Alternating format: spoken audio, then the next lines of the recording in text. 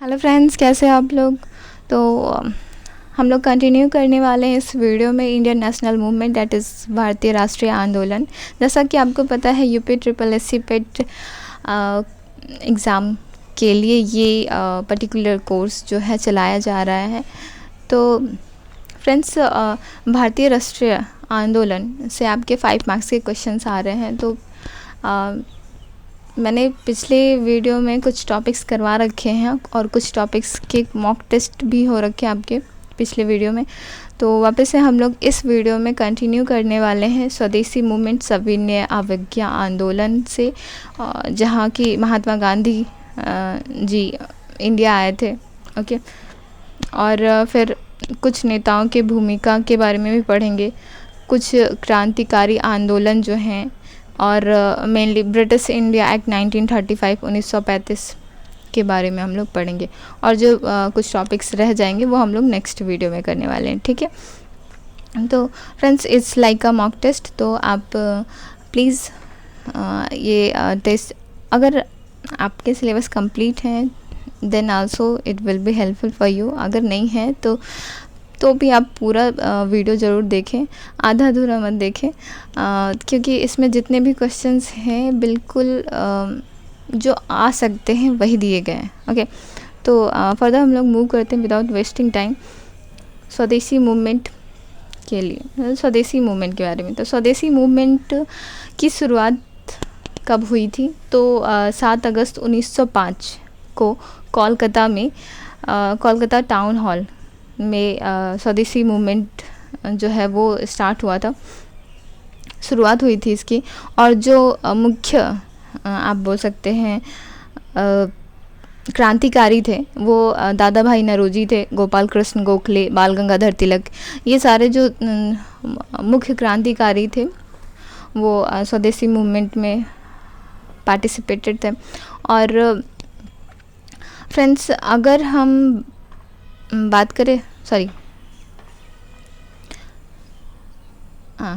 Question पे आ जाते हैं हम लोग, मॉक टेस्ट पे। ओके, इससे रिलेटेड हम लोग क्वेश्चन करेंगे। तो हमारा फर्स्ट क्वेश्चन है, इसकी बंगाल के विभाजन के समय बंगाल का लेफ्टिनेंट गवर्नर कौन था? बंगाल विभाजन के समय बंगाल का लेफ्टिनेंट गवर्नर कौन था? ये जो स्वदेशी मूवमेंट स्टार्ट हुए ना फ्रेंड्स, ये बंगाल विभाजन की वजह से ही, बंगाल विभाजन एक मुख्य कारण था स्वदेशी मूवमेंट के स्टार्ट होने का। ओके, जो शुरुआत हुई है वो बंगाल विभाजन की वजह से हुई है। तो आपको बताना है कि बंगाल विभाजन के समय बंगाल का लेफ्टिनेंट गवर्नर कौन था। तो क्वेश्चन नंबर 1 का आंसर क्या हो जाएगा? फ्रेंड्स, वीडियो को पॉज कर ले, उसके बाद आंसर दें। It's sir Andrews Fraser. Okay, question number 2 जो है, स्वदेशी और बहिष्कार पहली बार किस घटना के दौरान संघर्ष की विधि के रूप में अपनाया गया था? सबसे पहली बार स्वदेशी और बहिष्कार जो किया गया वो सबसे पहले कब अपनाया गया था ये? तो ये सबसे पहले बंगाल विभाजन के समय ही जो स्वदेशी मूवमेंट स्टार्ट हुई थी उसके समय पे ही स्टार्ट की गई, उसी समय संघर्ष में आया था। ओके,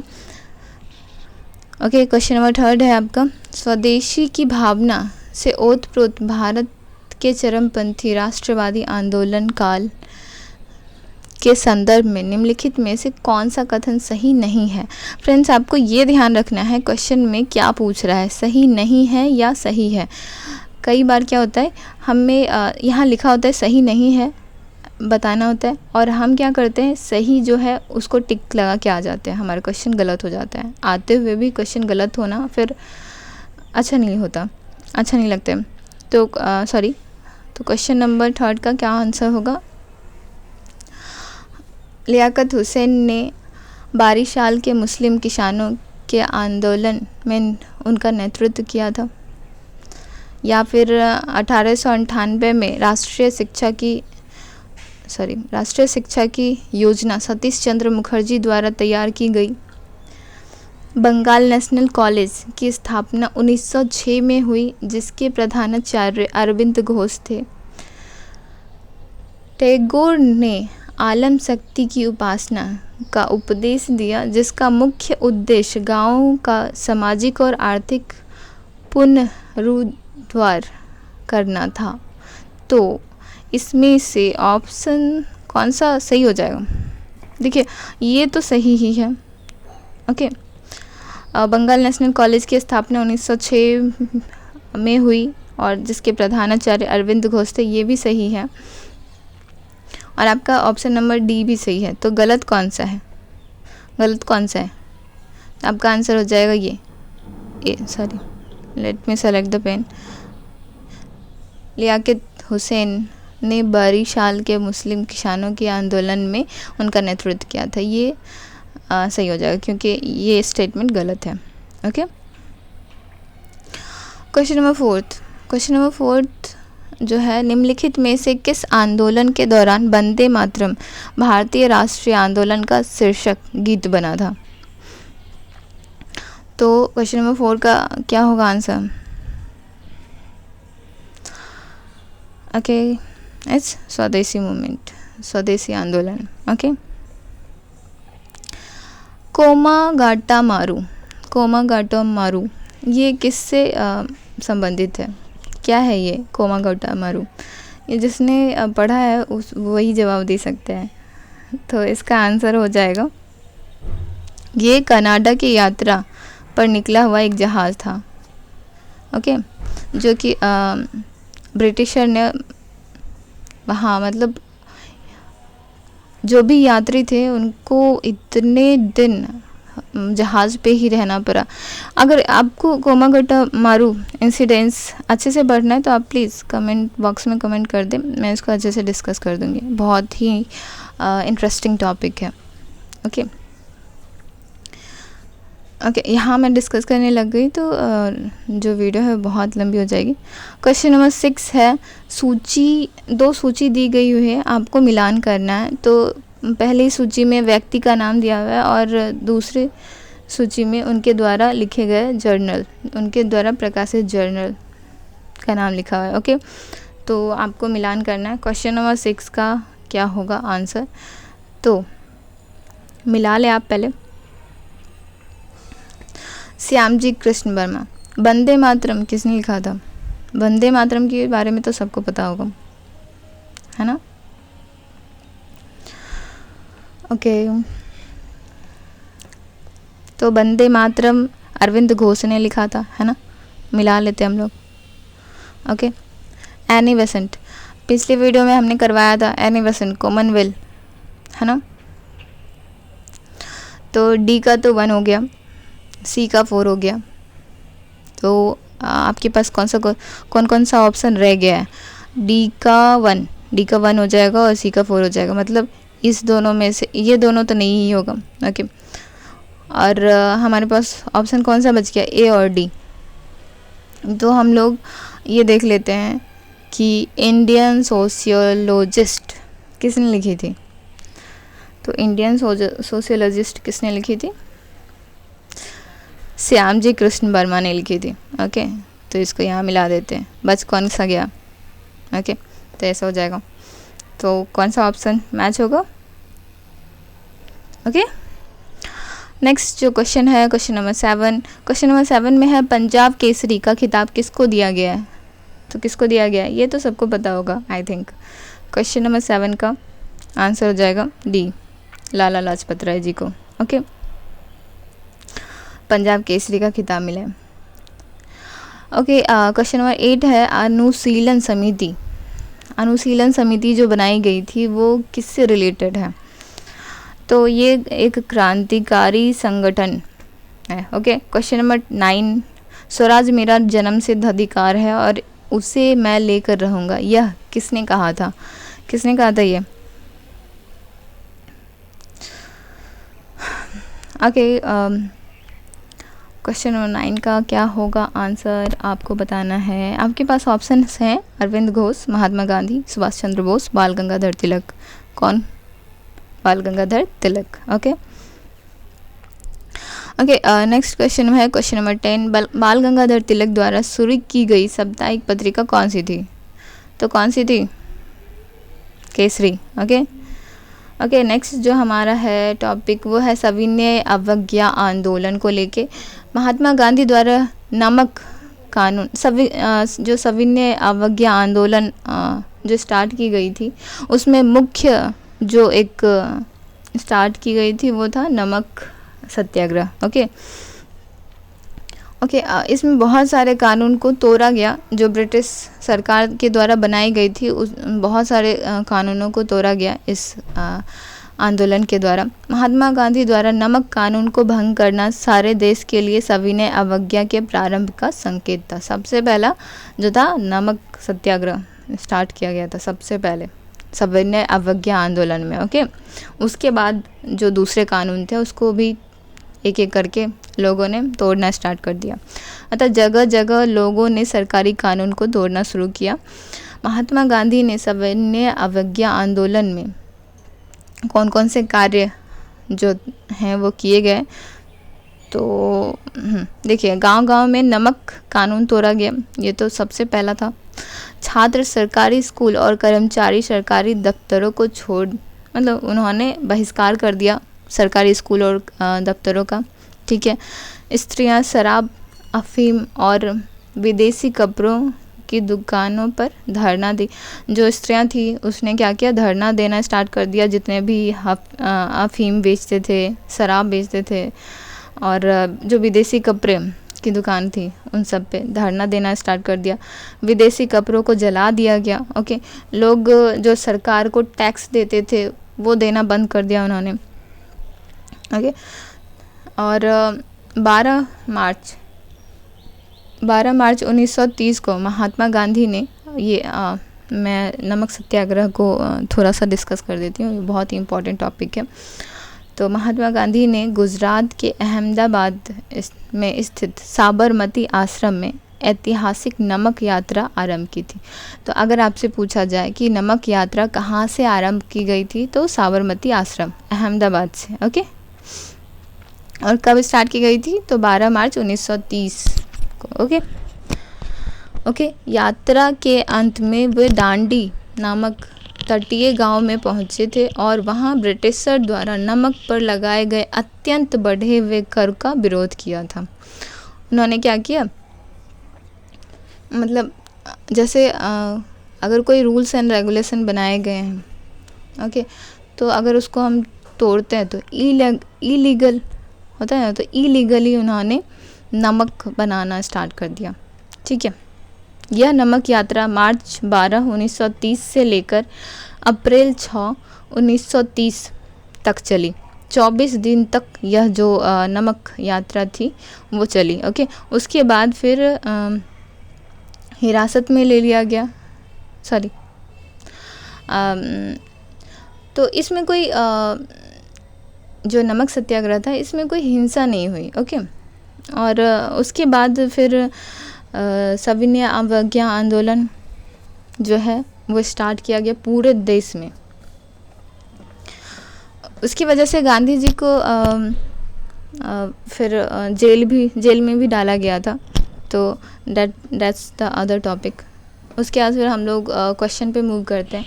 तो आपके पास फिर से फ्रेंड्स ये जो सूची मिलान के जो क्वेश्चंस मैं करवाती हूँ ना, ये पर्टिकुलरली आपके एग्ज़ाम्स में पूरा है ऐसा तो नहीं आने वाले, बहुत टफ है। बट एक पॉइंट जो है, जैसे बरदोली कहाँ है, ठीक है, कौन से प्रांत में, तो इस तरह की क्वेश्चंस ना आपके आ जाएंगे। तो इस क्वेश्चन से 4 क्वेश्चंस बनते हैं आपके। तो ओके, तो क्वेश्चन नंबर 1 है, आपके पास 2 सूची दी गई है, एक में स्थल का नाम दिया हुआ है, एक जगह प्रांत का नाम दिया हुआ है, आपको मिलान करना है। ओके, तो क्वेश्चन नंबर 1 का आंसर हो जाएगा, पहले हम लोग मिलान कर लेते हैं। ओके, ए बरदोली गुजरात में, अभी पढ़ा था हमने, सॉरी एक मिनट, बरदोली गुजरात में। ओके, उसके बाद चौरी चौरा उत्तर प्रदेश, एंड यारवादा कहाँ है, तो ये है महाराष्ट्र में। ओके, एंड नोआखली पश्चिम बंगाल में। ओके, तो इसके अनुसार आंसर क्या हो जाएगा आपका, बी, क्वेश्चन 1 का B. Okay, question number second क्या है, भारत छोड़ो आंदोलन कब प्रारंभ किया गया था? तो कब प्रारंभ हुआ था quit India movement? Question number 2 का आंसर हो जाएगा 8 अगस्त 1942 को। ओके, नेक्स्ट जो है, ब्रिटिश सरकार ने महात्मा गांधी को जो उपाधि दी थी और जिसे उन्होंने असहयोग आंदोलन में वापस कर दिया था, वह कौन सा था? ब्रिटिश सरकार ने कौन सी उपाधि दी थी महात्मा गांधी जी को? तो ये Kesare Hind. Okay, question number 4 है, निम्नलिखित को काल कर्म अनुसार व्यवस्थित कीजिए। आपके पास कुछ जो हैं आंदोलन के नाम दिए हुए हैं और आपको बताना है कि कौन सा सबसे पहले वह है, उसके बाद कौन सा है दूसरे, मतलब कर्म कौन से ईयर में कौन सा हुआ है, उसके अनुसार आपको उसको ये करना है, मतलब एक लाइन में लाना है। जैसे असहयोग आंदोलन कब हुआ था? तो असहयोग आंदोलन 1920 में हुआ था। पहले हम लोग लिख लेते हैं, समझ में आ जाएगा। ये 1920 में हुआ था, ठीक है। सविनय अवज्ञा आंदोलन कब हुआ था? 1930 में। सविनय अवज्ञा आंदोलन सेकेंड वाला 1930 में, ठीक है, सॉरी 1930 में। ओके, उसके बाद फिर क्या है, खिलाफत आंदोलन। खिलाफत आंदोलन कब स्टार्ट हुआ था? 1919 में। ओके, एंड उसके बाद फिर भारत छोड़ो आंदोलन, ये 1942 में। ओके ओके, तो कौन सा ऑप्शन होगा? सबसे पहले असहयोग आंदोलन, ओके, उसके नहीं सॉरी सबसे पहले खिलाफत आंदोलन, तो सबसे पहले ऑप्शन होगा थर्ड। सबसे पहले ऑप्शन थर्ड कहाँ है? सी में है। तो ओके, आपको ये याद रखना है, इस भी याद रखना है। खिलाफत आंदोलन 1919 में, भारत छोड़ो आंदोलन 1942 में, असहयोग आंदोलन 1920 में, ओके, सविनय अवज्ञा आंदोलन 1930 में। ओके, नेक्स्ट जो है क्वेश्चन नंबर 5 है, निम्नलिखित में से कौन सा कथन पूना पैक्ट 1932 के संदर्भ में सही नहीं है? आपको सही नहीं है ये ध्यान रखना। आप क्या पूछ रहे हैं? सही नहीं है, नहीं है। ओके, इनकरेक्ट बताना है आपको।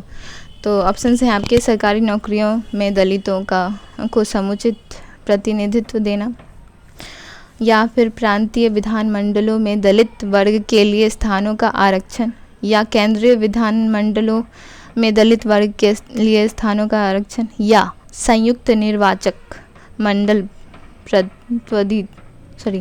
की स्वीकृति। तो कौन सा हो जाएगा? ये तो सही है, ये भी सही है, ये भी सही है।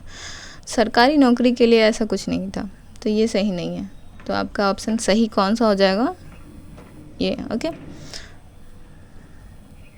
वो सही नहीं है, ठीक है। सरकारी नौकरियों में दलितों को समुचित प्रतिनिधित्व ऐसा कुछ नहीं हुआ था। ओके, और ये पूना पैक्ट जो है, ये भीमराव अंबेडकर और गांधी जी के बीच साइन की गई थी। ओके, और ये कौन सा जेल था? यारवाड़ा जो जेल था, वहाँ ये जो है साइन किया गया था Poona pact. Okay, question number 6, Sardar Vallabhbhai Patel के नेतृत्व में शुरू हुआ बारदोली सत्याग्रह की मुख्य मांग निम्नलिखित में से कौन सी थी? तो जो बारदोली आंदोलन हुआ था, सत्याग्रह हुआ था, उसमें जो मांग थी वो क्या थी? एक्चुअली में क्या था ना कि 30% लगान जो है वो किसानों के लिए बढ़ा दी गई थी। ओके, तो किसान मांग कर रहे थे जो लगान बढ़ाई गई है उसे कम कर दिया जाए, वापस ले लिया जाए, ठीक है। तो क्वेश्चन नंबर 6 का आंसर हो जाएगा थर्ड। इसमें 30% लगान जो है बढ़ा दी गई थी अचानक से, इसकी वजह से वो विद्रोह कर रहे थे। क्वेश्चन नंबर 7, वर्ष 1939 में कांग्रेस को छोड़ने के पश्चात सुभाष चंद्र बोस ने किस दल की स्थापना की थी? तो 1939 में जब सुभाष चंद्र बोस ने कांग्रेस को छोड़ा था, तो उसके बाद उन्होंने फॉरवर्ड ब्लॉक की स्थापना की थी। ठीक है, ध्यान में रखना, ये सब क्वेश्चन बहुत ही इम्पोर्टेंट है। करो या मरो का मंत्र किसने दिया था? क्वेश्चन नंबर 8 का आंसर हो जाएगा Mahatma Gandhi. Sorry, let me select the pen. Mahatma Gandhi ने दिया था। ओके, क्वेश्चन नंबर 9 हो जाएगा, भारत में साइमन कमीशन के बहिष्कार का मुख्य कारण क्या था? साइमन कमीशन जो आया था उसमें कोई भी एक तो जो रूल्स एंड रेगुलेशंस थे, कानून थी, वो इंडिया के लिए बनाई गई थी और उसमें कोई इंडियन ही नहीं थे। ठीक है, कोई भारतीय ही नहीं था। तो जाहिर सी बात है, हमारे लिए जो कानून बन रहा है उसमें हम तो इन्वॉल्व होने ही चाहिए ना। तो इसकी वजह से लोगों ने उसका विद्रोह कर दिया, मतलब उसका बहिष्कार कर दिया। ठीक है, तो क्योंकि सभी सदस्य अंग्रेज थे, इसकी वजह से उसका बहिष्कार किया गया। ओके, क्वेश्चन नंबर 10 है इस टॉपिक का लास्ट क्वेश्चन। आपके पास सूची दी गई है 2 और आपको मिलान करना है। ओके, तो पहले हम लोग मिला लेते हैं कौन सा किसका होगा, उसके बाद हम लोग ऑप्शंस पे देखेंगे। क्वेश्चन नंबर 10 है। ओके, तो अगस्त घोषणा मॉन्टेग्यू के द्वारा की गई थी। अगस्त घोषणा मॉन्टेग्यू के द्वारा की गई थी। ओके, और अगस्त प्रस्ताव किसने लाया था? तो अगस्त प्रस्ताव भी लॉर्ड लिनलिथिगो। ओके, अगस्त संकल्पन ये महात्मा गांधी जी के द्वारा, और प्रत्यक्ष कार्रवाई M.A. जिन्ना के द्वारा। ओके, तो इसके अनुसार ऑप्शन कौन सा ऑप्शन हो जाएगा हमारा? A का 1, B का 2, C का 4। ओके, क्वेश्चन नंबर 10 का आंसर हो जाएगा फर्स्ट 1। ओके,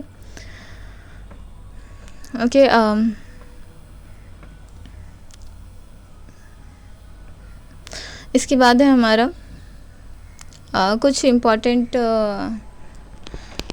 जो जैसे गोलमेज सम्मेलन हुआ है, तो पहला गोलमेज सम्मेलन, इससे भी कोई बहुत सारे क्वेश्चन बनते हैं। ठीक है, कुछ इम्पोर्टेंट पॉइंट्स जो जिससे एग्ज़ाम्स में अक्सर क्वेश्चंस आते हैं, तो वो मैं यहाँ पे लेके आई हूँ। ठीक है, तो आपको बस ईस्वी याद रखनी है इसकी। ठीक है, जैसे पहला गोलमेज सम्मेलन कब आयोजित हुआ था? तो 12 नवंबर 1930 में हुआ था। ठीक है, अगर आपसे पूछ लिया जाए कि पहला गोलमेज सम्मेलन कब आयोजित हुआ था, तो 12 नवंबर 1930 में।